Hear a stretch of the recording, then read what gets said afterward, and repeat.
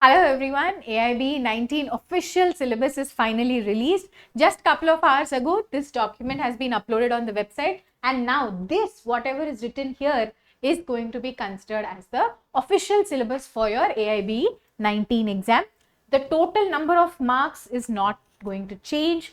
Total paper is for 100 marks. Now here there is, if I say a number of marks or number of questions is the same here, because 1 mark, each question is actually 1 mark. There is no change here also.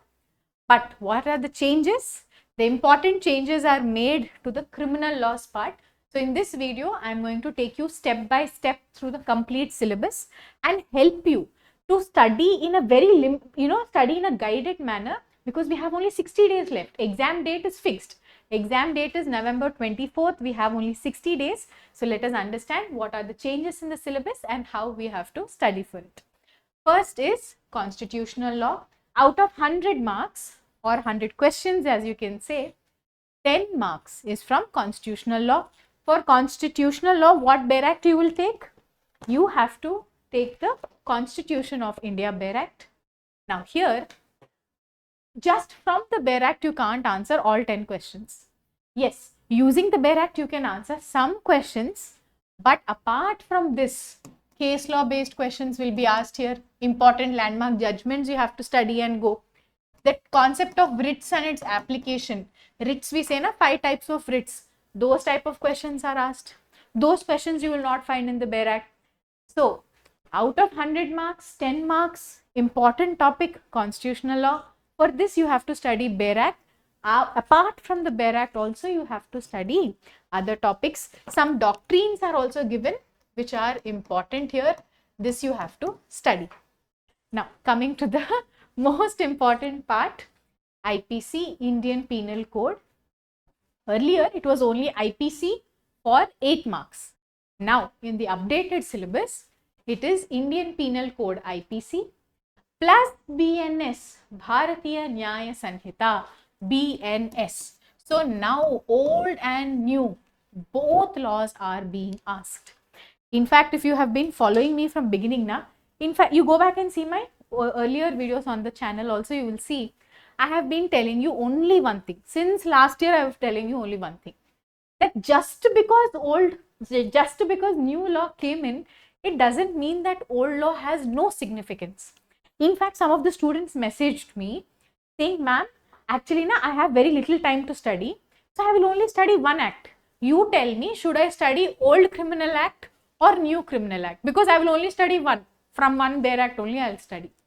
So for all such people, I have been telling you, don't be under that misconception. Today, old law, IPC is important for you to study, as well as BNS, as well as Bharatiya Nyaya Sanhita. Just because there has been a change in the law does not mean the principles of old law are not applicable. That's why I always used a word called comparative approach. I have always been telling in my course videos, some of the students who are already part of my course, I have been telling them time and again, comparative approach, meaning you have to first see, for example, theft under IPC. Acha, what is given there? See, just because some law has changed, concept of theft will not change entirely. You just have to see, acha, to what extent it has changed. Similarly, murder is murder only. Now, killing somebody is killing somebody. The principle has not changed. Killing somebody, causing the death of a person. The basic concepts are same between IPC and BNS. You have to compare and study. Acha, this is what IPC is saying. Acha, this is what the new Bare Act is saying. Like that you have to study. That is why in the exam also now they are asking both old plus new. Some people thought only old will be asked. Some people thought only new will be asked. But this approach is actually a very practical approach, because you tell me, once you get into the practice, if not today, after 1 year, after 2 years, at some point of time you will start using BNS, BNSS, yes or no? Because these laws are applicable in the country. So here under AIB exam, they're actually testing your skill, that after you become an advocate, what all your skills you need, those skills they are actually testing here. So now the most important question, ma'am, which Bare Act I should buy? You should buy both. You need IPC Bare Act. You also need BNS, the new Bare Act. Similarly, CRPC plus BNSS, this is also needed. Also similarly for Evidence Act, you need Evidence Act Bare Act and the new Bare Act, Bharatiya Sakshya Adhiniyam Bare Act. So earlier the 3 criminal law Bare Acts plus 3 new criminal law Bare Acts you will need for the exam. So earlier only from IPC 8 marks. Now both of them together it is 8 marks.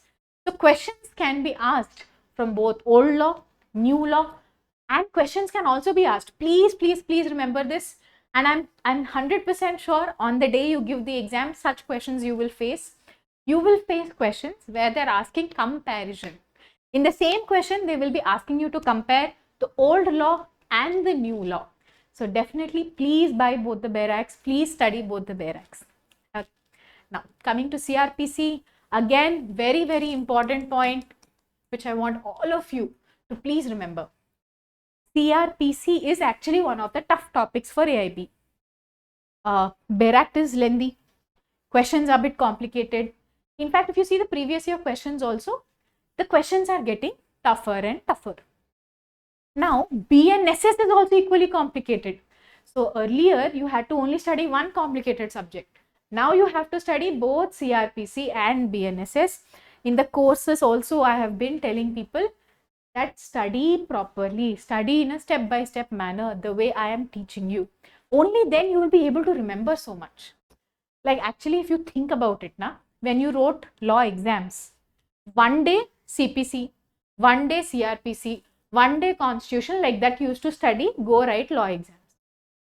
But you never wrote any exam in law college where all the subjects, all 20 subjects you studied in one night or for one exam and you have to remember everything and go. You didn't, right? For all things you wrote semester exams, each day one paper you have written.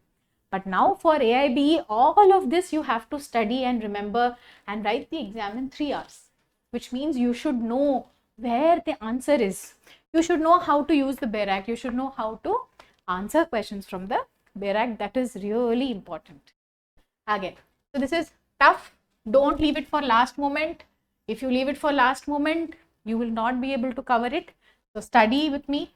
So my full course is already going on. If you're interested, please join our course. The full course is in English. Lot of students face difficulty in Hindi plus English combinations. So they have specifically requested for a full English course. I will be using English Bare Act. My entire teaching will be in English so that you can easily understand whatever I am teaching. Now these are recorded lectures. So the moment you make the payment, you will be getting around 300 to 330 videos, and the new videos of BNS, BNSS, BSc will also be added. Already the existing videos are in comparative approach. Wherever more videos are needed, that you will automatically be getting.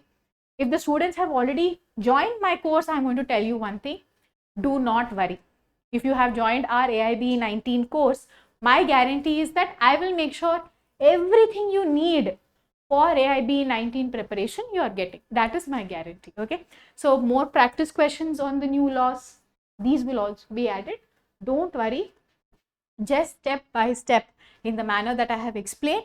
Just keep studying. You will easily clear. Okay. Next. Yeah, here one more point I want to clarify. CPC, there has been no change. CPC is Code of Civil Procedure. Code of Criminal Procedure, there is a change. Code of Civil Procedure, no change. Earlier also same 10 marks, now also same 10 marks, no change. Then yes, Evidence Act plus BSc you have to study. This is a very scoring topic. Don't leave it. Evidence Act is actually simple and scoring. Then coming to item number 6, serial number 6. Here we have Arbitration Act. Here Arbitration and Conciliation Act, you must actually take it for the exam. You can see that in the last 2 to 3 years, questions are definitely asked from Arbitration and Conciliation Act. This is one act only, Arbitration and Conciliation Act it is called. You have to take this bare act and go. Next, family law. Family law is a simple scoring subject. I don't want anybody to lose any marks in family law. Family law includes Hindu law plus Muslim law, okay? So, Hindu law plus Muslim law together is for 8 marks, okay? Next, very important disclaimer. Public interest litigation is very simple, very scoring, but there is no bare act. So, if you actually study little bit beforehand, you can easily score these 4 marks. Similarly, administrative law, administration law, again no bare act. For both of this, no bare act. So, if you are thinking in the exam somehow magically I will get the answers, no. If you don't know the answer, you don't know. There is no way from the bare act you can find the answers for this, but very scoring topics. So, for this also you have to study. Similarly, Muslim law also no bare act. You have to study all the questions. They are not from bare act. You have to study. So, these are simple scoring topics, but you have to study beforehand. So, if you are interested, you can join the courses where all of this is taught in detail in a very short manner, how to score more marks. That is my aim. So, please contact us on WhatsApp if you are interested in joining, and we will share all the details with you. Coming to serial number 10. In serial number 10, we have Advocates Act. Okay. So, there are 4 marks now here. So, 2 marks are asked directly from Advocates Act. Advocates Act is one really thin, small, chotu act. Very simple questions are asked. So, my suggestion is, easily you can score 2 marks by just taking Advocates Act to the exam. The remaining 2 marks are asked from the case laws. So, case laws you have to definitely by heart and go. They are not there in the bare act. So, if you don't have the time to study or by heart the the case laws, even then you have Advocates Act from which you can easily score 2 marks. So, this you don't miss out. Advocates Act, you don't miss out. Then company law. From here on, there are a lot of optional topics. Again, your wish, depending on how much time you have, how much basic knowledge of the topic you have, you decide. Company law, whatever I have taught in the course, if you just study that much, it is sufficient. It's an optional topic otherwise. Environmental law also, now I'll tell you something. It's not actually one bare act. There is Noise Pollution Act, Air Pollution Act, Water Pollution Act, Wildlife Protection Act, Environment Protection Act, like this. So many acts together is called environmental law. And from all of those acts, you will get 2 marks. So, my suggestion is, for environmental law also, just study how much ever I have taught in the course, that will be sufficient. Don't go into studying too much. There is so much to study already. There are so many important topics, high weightage topics that you have to study. So, study smartly. So, this also is not compulsory. This is also optional. Cyber law, you have to carry Information Technology Act. But again, according to me, this is optional because 2 marks only. Okay. Then, labor and industrial law. Here, I am going to say just do previous year questions. I'll tell you why. Labor law also is not one bare act. Labor law will have so many bare acts. For example, last year, they asked a question from Maternity Relief, Maternity Benefit Act. Nobody expected that that question will come. So now, will you score the 4 marks here or not is actually dependent on luck. So again, don't spend a lot of time on these luck-based questions. Whatever are simple scoring topics, work on those. Then we have torts, compulsory, definitely study torts. Motor Vehicle Act, yes. Consumer Protection Act also question is asked, that is also important. AIB 16, 17, 18, every year Consumer Protection Act questions are asked. So again, these 5 marks, very scoring, you cannot leave it. Taxation, you just strike it off. In your syllabus only, you strike it off. You have to study some 2000 pages of really complicated law to get 4 marks. Absolutely not required. See, total 100 marks paper, you know how much you have to get? 45 marks is the pass mark. This is not an exam where ranks are declared. You have to pass. I am telling not 45. You get 60 marks. My full course will give you preparation for 90 to 93 marks. You don't even need 90 to 93. Even if you listen to 50-60% of the course, you will easily get 55 to 60 marks, which is more than sufficient. So focus more of your energy into high scoring topics and such topics where you have to study 1000 pages, 2000 pages of bare act for like 3 or 4 marks. Don't spend your time there.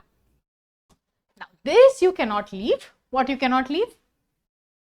Contract Act, must and should. Specific Relief Act, must and should. Property law. Property law actually means TOPA. Transfer of Property Act. TOPA. TOPA it's called in short form. Transfer of Property Act. But my point is, from Transfer of Property Act, only 1 mark is asked. So again, it is optional for you. If you want, you take it up. Otherwise, you can absolutely leave it. Land acquisition, leave it, not required.